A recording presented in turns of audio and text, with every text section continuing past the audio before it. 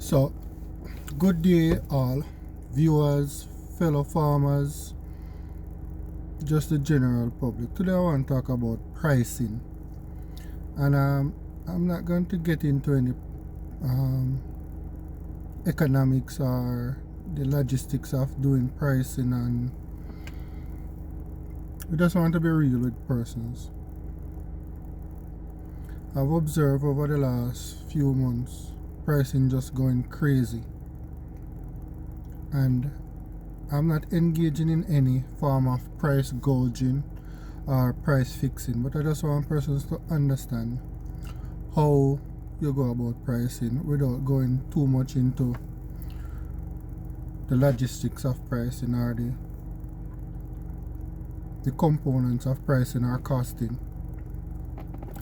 It's simple. Not because you buy something for $1, $10, just I use some random figures, and you keep it for a year or a few months, it will appreciate somewhat, or it may depreciate depending on the product. But not because you buy something for $10. I'm gonna use goats because we're small ruminant farmers and we're talking about livestock. So take for example, you buy a 3-month-old goat, a buckling, for $50,000. You keep that buck for another 9 months, so it's at a year old now. You can't just for every month you keep the buck, you add a 10,000, or you just look at the buck and say, boy, the buck you look like you worth $150,000 now at this point at a year. And we're not talking about breeding stock now, we're talking about commercial meat. Sometimes the market will regulate itself in that you probably can just go along with the market. Put the animal on the scale and multiply it by whatever the market price is at the time, or you have the animal be slaughtered and sell the meat for whatever it is going for at the marketplace at the time. I see a lot of farmers making the mistake of thinking that, boy, I buy this thing for $10, I keep it for X amount of time, I can now sell it for $50. No, boss, Bridget, it can't work. So in that case, if you keep that same goat for 10 years now, the same goat that you buy for $10, you go and tell us say it's worth not $100 but maybe $1,000.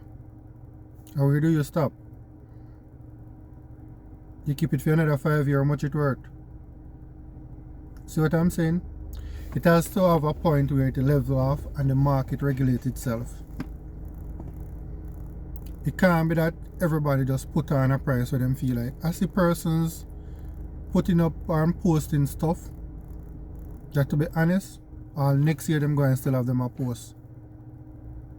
Because if you look at it, carcass to meat, so live weight to dead weight ratio, a lot of these animals, they were not fed any grain, they were not fed any supplement, they were just brought up on natural fodder, forages, grass, bush as we call it. So if you kill one of those animals, or slaughter, for a better word, slaughter one of those 100-pound animal live weight, you're probably going to get about 35, 37, 40 pound at best meat, because they just don't have the muscle. And I see persons comparing whether feedlot comparing to pasta is chalk to cheese. You will definitely not get the amount of supplement and nutrients and energy the animal need from just forages, unless you have like a wide variety of forages with high protein, high energy, and those are not readily available. You have to plant those, you have to cultivate those like crops. So the man with the animal who input him grains, him mineral, him ear, so him have a higher percent of dry matter to the who just go feed out. So you have the animal, you just tie him out and he eat grass. No other input. I'm not saying you're not supposed to get something for your animal, but my God, man. You tie out your goat now. You don't even know how much the goat weigh. I just said the goat value $80,000. How you come up with that price? Because it's not even reflecting of the market. How you come up with 80,000? We're not talking about stud animal now, because when I reach to stud animal, it's a different ball game. Because genetics will play a big part in stud animal formation, the look, the posture, all of those. Because you're talking about somebody wanting to replicate those in his herd. So the sky is probably the limit for those, and even those have a limit. But when we're talking about commercial, because I'm meat mainly we are talking about now, meat goat or meat animal, and you know, just come up with a price out of your head of 100,000, 90,000. The animal probably can't even weigh 60 pounds, but yet still you have value him at 80,000. Not even to the man that is keeping a party or a function or a dance that going to work out for him. So we have to look into what we're doing. And if we don't understand it, sometimes just let the market do the thing. Let the market regulate itself. Because if you put it on the scale and you say the market price is 500 live weight, is 500 times whatever it weighs. But it can't be that you just come up with a price. First of all, you don't know how much the animal weighs. Sometimes you don't even know how old the animal is, the age of the animal. But you still want the highest price for it. You want a stud animal price for a commercial animal. And let's be frank, a lot of the animals that have been sold as stud animals are basically commercial animals. But that in itself will regulate itself after a period of time. Because the better the genetics, the higher the ceiling or the higher the stud level will go. So the other will get pushed down to the commercial level. That will regulate itself. So we just want to talk to persons about pricing. And sometimes a lot of persons know, but they don't want to comment on another man thing or get into it. But they know. So when we're making this now, it's not just to bash anybody, but it's basically trying to educate you. Costing is a complex thing, pricing is a complex thing. That's why sometimes it's best to let the market regulate itself. Because we know that maybe it's 1,000 or 1,200 per pound for chevron goat meat in the marketplace. We know that live weight is anywhere from maybe 500 to 600. So work within those parameters. We're not fixing any price, but when you get up and you say your animal worth 90,000 or 80,000, and when you check it out, the animal weighs 60 pounds, that just doesn't add up. How you justify that? If you yourself slaughtered that animal, you would not make off of that. Okay? So greed. I think it's greed. Another person used to say money is the root of all evil. Greed is the root of all evil. And that is come out of the livestock a bit, going to the haberdashers. That is why when I look around, who control the businesses? Who are operating the supermarket, the wholesale, the haberdasheries? Look around. Because some persons buy stuff, they go to the same wholesalers. They buy something for $10 and they want to sell it for $200 or $100. Why you feel say you must make so much profit?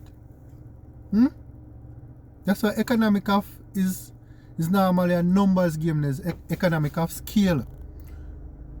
So if you had 100 animals to sell, you would look at the thing differently. You would not look at the thing as, why am I just price the thing as, give me 90,000, give me 100,000. You would come at you would work up a formula.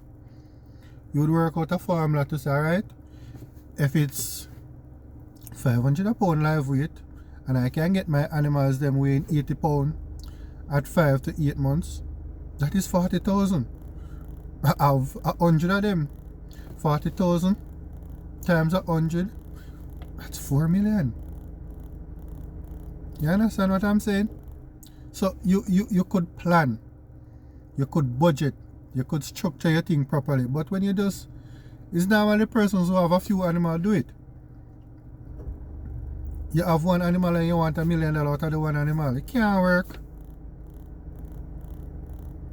You get rich quick. There's money in livestock, there's money in goat farming, but we have to do the thing properly and we have to do the thing right. Go back to the business them. Look who you see around the business them.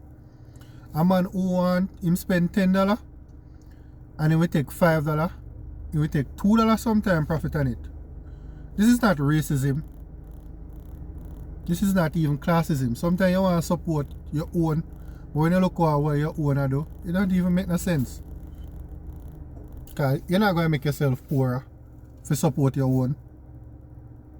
And if you look, that is why import and our import bill is so high, and import is going to take over. Because if you get one of these large investors and they can look and they can produce the same animal where you are trying to sell for 80 and 100,000, and they can produce it for 50,000, you will be out of business. You will be forced to sell out for less than what the animal is even value. Because you're not going to be able to feed that animal.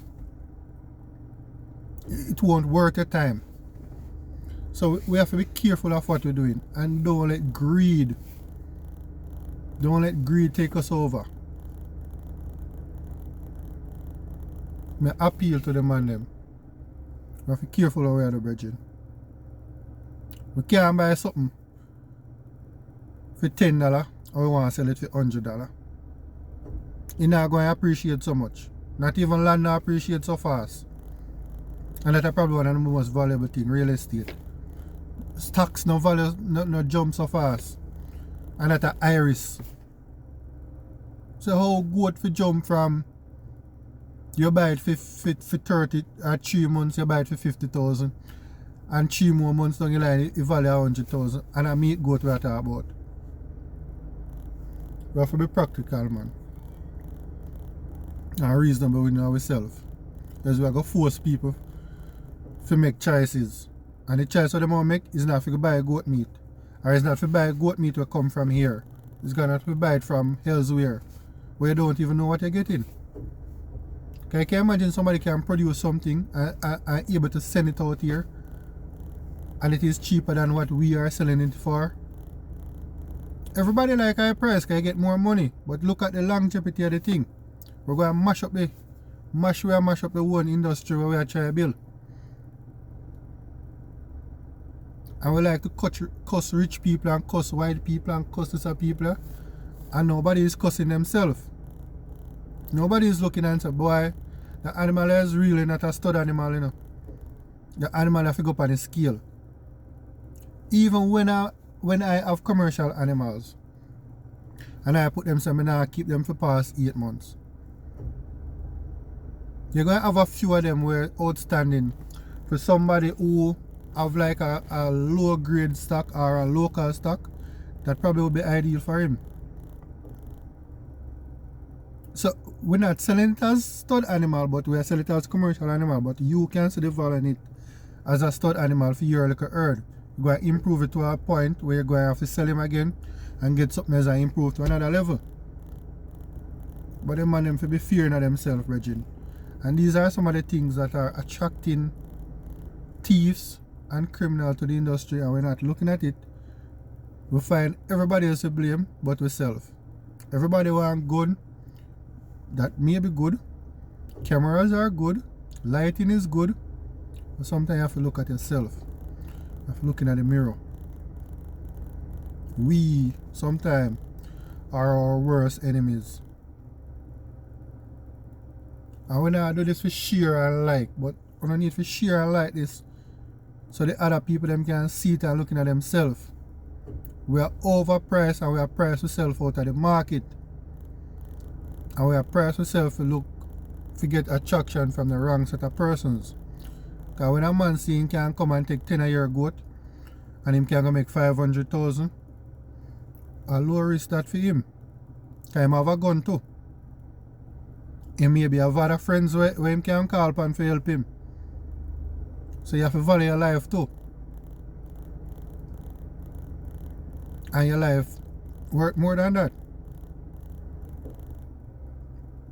So we are create a monster. And the monster we are create, you're not going to be able to tame. Because the thing look lucrative now. And one thing about investors, they don't care if I have no hog when I use a word, if I have no hog poop or whatever. If I look lucrative and them can make a return, I'm going to jump in it, believe me. They can afford to get the best security guards. They can put up cameras. Right? They can have proper housing, proper lighting. So who you think going to get squeezed out? The liquor man.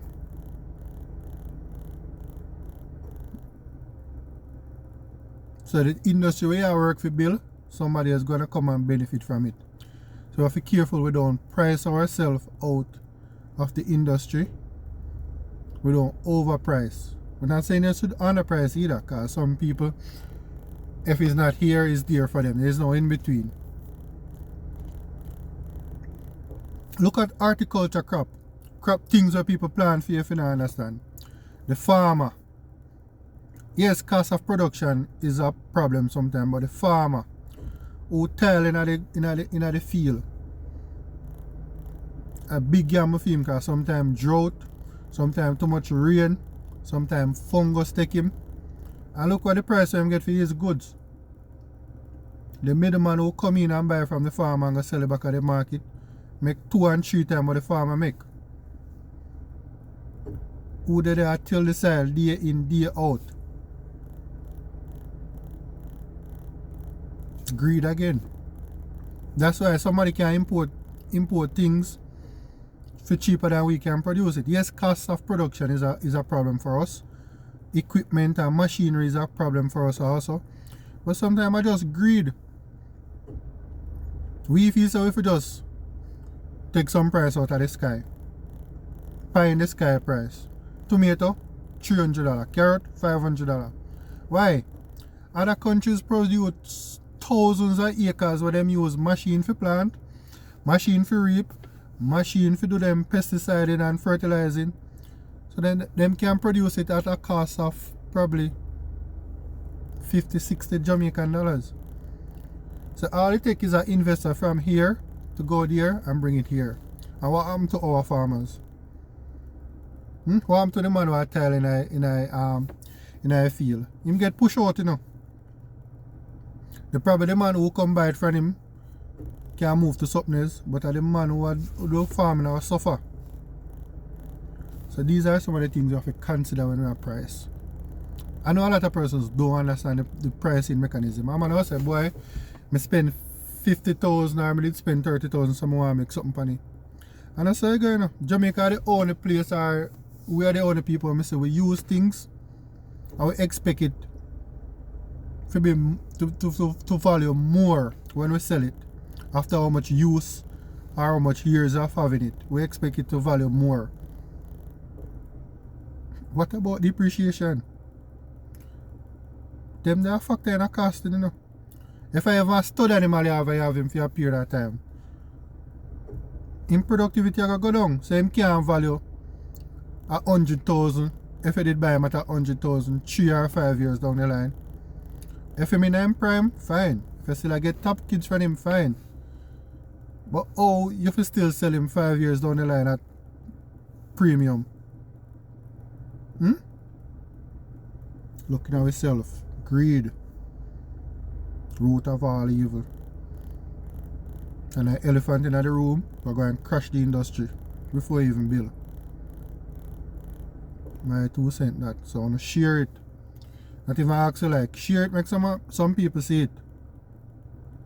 Looking at yourself how I do a pricing.